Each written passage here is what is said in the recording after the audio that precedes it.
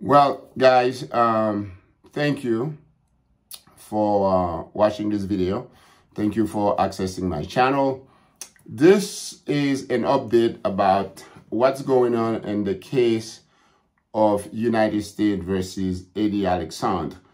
So I have done a couple of videos in Creole to help the Haitian community understand the nature of the case, what is going on. But I'm going to continue doing video in English because I think that there are a lot of Haitian Americans who have invested, 62,000 people, and there are a lot of issues going on in the community, and I want people to understand. First of all, there is a petition that so far I know that nearly 10,000 people have signed it, saying that that Eddy Alexandre never lied to them, and that they invested and they got their money. Now, that is not going to play any part on whether or not he's guilty or innocent. I mean, what people say really have nothing to do with what actually happened, okay? So, but first of all, let me just give you some update. I did get a lot of update for you, and I did promise you that if you watch my channel, you will get real update, and this is update based on what's going on. So we're gonna talk about it, okay? I did last time talk about the fact that Judge Valerie Caprini issued an order appointing a receiver to look for seized asset for the benefit of the class. Now, as far as I know, as of today, Friday, okay, Friday the 20th of May, as of today, Eddy Alexandre is still incarcerated. He's awaiting to get out, to basically make his bail condition. And he has several conditions. And of course, two things I want to talk about. His bail is unusually high. What I mean by that is, normally in a case like that, there's always a bail. In other words, you know, the defendant is innocent until proven guilty. They go to court, they plead not guilty, they get a bail. His bail is about $3 million, which is concerning.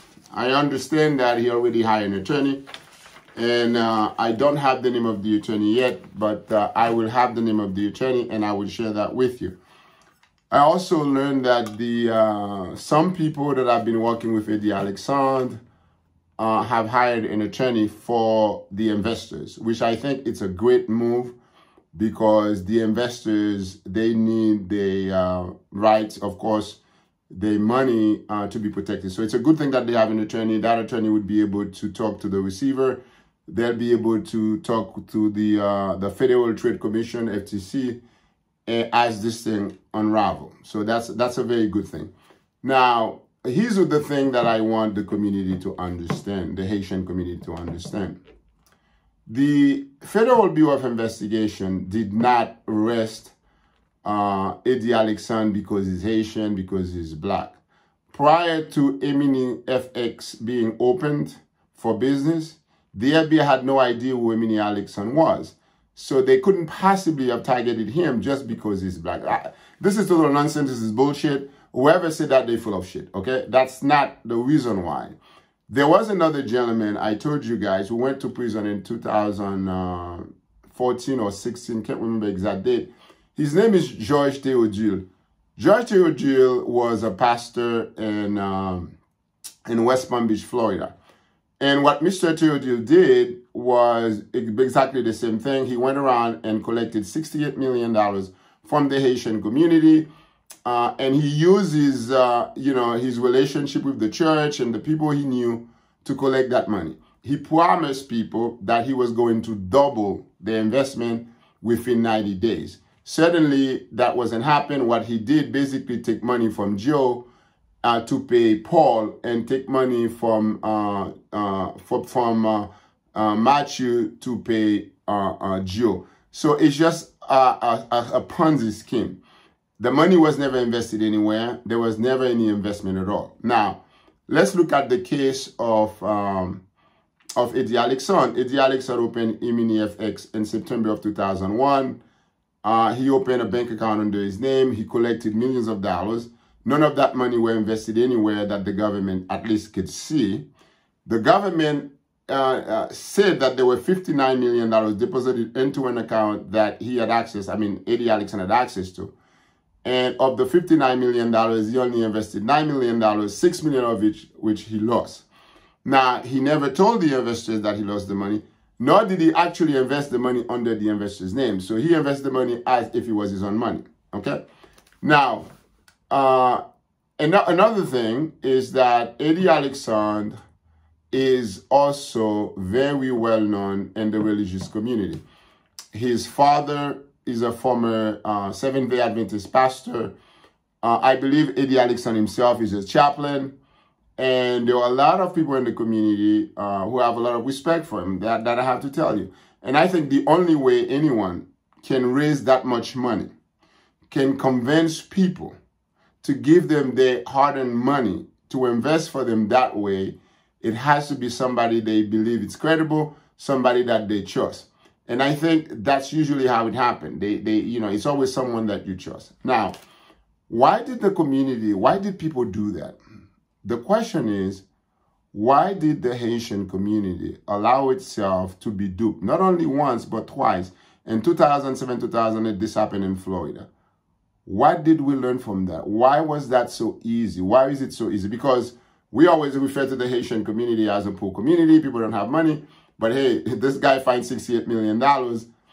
And what I believe is a Ponzi scheme. I know a lot of people, especially people who invested with Eddy Alexandre, is going to disagree with me, which is fine. It's not a problem. You can disagree with me. You can say whatever you want. But the fact of the matter is that the entire thing, from the beginning to now, the way that Emini FX was set up, the way that Eddy Alexandre went about collecting money, the way that he did it, it's all smelled like Ford to me. It all smelled like Ford. It's the same thing to the FBI. Because, first of all, you can't promise anyone, okay, a specific return on investment. You cannot. Because investment is something that is very fluid. Today you may earn 10% and tomorrow you earn 0% or 2% or the next day you lose everything, okay? So there is no such thing as a guaranteed return. So whenever somebody comes to you and they say to you, give me $1,000, I would guarantee you 10% every month, that is total bullshit. That doesn't happen. First of all, guys, listen to me. If you've gone to one of the more credible brokerage houses in Wall Street, let's say you have $200,000 you wanted to invest, you could go to any of the brokerage houses. You could open an account and invest your money. They cannot even guarantee, and those are people with billions of dollars, and with years, if not hundreds of years of experience, they cannot guarantee your return. So the idea that someone, okay, who has no experience, who actually haven't even, educated that way, would promise you that somehow they're going to give you 5% on your money every week, or that if you give them $1,000, then you become a millionaire in 3 years. Are you fucking kidding me? Who would believe that? I mean, this is absolute nonsense. This in itself, to me, looks like a fraud. And you know what they say, right? If it works like a duck, it cracks like a duck, it is a duck. So now people could say whatever they want to say. And certainly, if you are giving an opinion, and of course, this is my opinion based on what I've reviewed, what I've seen. I haven't seen anything else, but I know that certain people were saying that Eddy Alexandre invested $10 million overseas, and he was trading in European Union, he was trading in other foreign markets, so on and so forth. Okay, let's assume for the sake of argument that what they're saying is true. That still doesn't help the lie that he told his investors. It doesn't, because here's the thing. They can actually add other charges to this indictment, okay? Because there were no disclosures, as far as I can see on the website, number one. Number two, most of the money that he collected under his own name, not on the name of clients, not on any or the accounts or sub-account, he throws it on his name, okay? There are enough evidence, or at least based on the allegation that I've seen, to actually convict him of a crime. And of course, financial crimes are very, very serious crime. The government takes this very seriously because you have a lot of people that are unsophisticated. They don't know how the markets work. And just because somebody comes to you and say, hey, give me your money, I'm going to double it for you. Why would you believe them? For what? I mean, if they could do it themselves, they would have done it for themselves. Why they would do it for you? First of all, Eddy Alexandre filed for bankruptcy in 2019 and 2018. This tells me that this is a guy who doesn't know how to manage money, okay? Now, certainly, it's nothing against him that he filed for bankruptcy. I have filed for bankruptcy, and I'm not saying that just because he filed for bankruptcy, but did he disclose that to his investors? Did he tell his investors that he filed for bankruptcy? Did he tell his investors he didn't have any license to do what he was doing, to invest money? Did he tell his investors that the money would be under his name, under his account? Did he tell his investors that? Now, when a friend of mine approached me and basically invite me to invest in E-mini FX, I took one look at the website and I saw the guaranteed 5% return, and I immediately thought this was fraudulent. Period. End of the story. That was the first thing. The second thing that really put the nails on the coffin is the fact that there was a multi-level marketing through some kind of investment system. You're not going to have a multi-level marketing to an investment system. For what? So if I bring you someone, you pay me.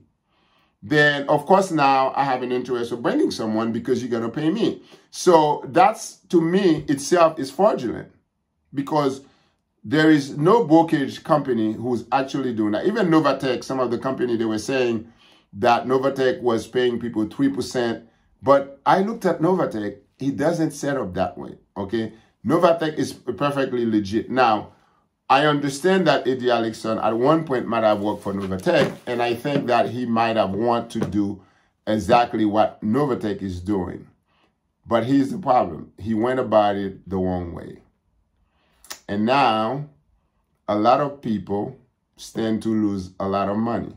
Even though some of you may eventually get some of that money back, but you're not going to get all of it back. And it is time for the Haitian community to grow up, be a little smarter, ask more questions, because I don't think any of these people who are now defending Eddy Alexandre were saying, well, we don't understand the case, we don't understand what's going on, blah, blah, blah. To me, it's very, very simple. It's clear as day and night. It's very clear. There's nothing complicated about the case. There's nothing, this type of cases happens all the time. And if you guys have time, I want you to look at this guy's name. His name is Georges Théodule. Georges Théodule. T-H-E-O-D-U-L-E. Look at this guy's name. Did exactly what Eddy Alexandre was doing or has been doing. And he got 12.5 years in prison. I mean, $68 million, 12.5 years in prison. Well, in that case, in the Théodule case, the receiver was able to collect somewhere between $5.7 and $6 million. So a lot of that money actually stayed with Théodule. Here's my guess. My guess is that this case will end up in the convictions of Eddy Alexandre, whether through a trial or to a guilty plea. Now, if he goes to trial and he loses, he could win. He could win. A trial is a trial. I mean, he could win. And I'm not saying that he can't win the case. He could win if he goes to trial, okay? Although it's very unlikely, but he could win. And if he did win, good for him. And I can guarantee you that if he did actually win the case, he would practically have to leave the country because the government is going to keep coming after him. They will probably indict him for a tax evasion or something else. Because the United States of America doesn't like to lose any criminal case. Now, if he takes a plea, in the case of Théodule, Georges Théodule took a plea, and I'm very surprised that he got 12.5 years after he actually took a plea. And I'm not sure how long it took him to take the plea, but he did take a plea and get 12.5 years. So that's the kind of time the court gives for that type of cases. Okay, so I'm just hoping, as a Haitian to another Haitian, I do wish Eddy Alexandre the best.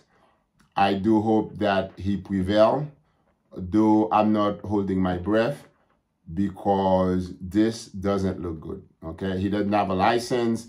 Everything about the case smelled rotten. Everything about the way this was organized was absolutely, absolutely terrible. And I think that's the problem that he has. Now, for all the people who are signing petition, that's a good thing. You can continue doing that, but that wouldn't play absolutely no role at all. You can have 1 million people writing petition. He wouldn't change the indictment. He would change anything. If he goes to trial, 12 people is going to decide whether he's guilty or innocent. 12 people. That's it. And let's hope that that Eddy Alexandre wins. I doubt it, but let's hope he wins. Thank you for watching The Professor. Come back for more, and please do subscribe to my channel, and do tell other people. I'm sure there are people that you know who have invested just like you. And Emini FX, tell them to follow the channel, because I'm going to keep you updated about the case, what's going on. Now, in my next video, I will bring information about who Eddy Alexandre's lawyer is or are. Maybe he had more than one lawyer. And I would tell you about their background, who they are, and whether or not this lawyer would be able to make a difference with regard to the case. Thank you.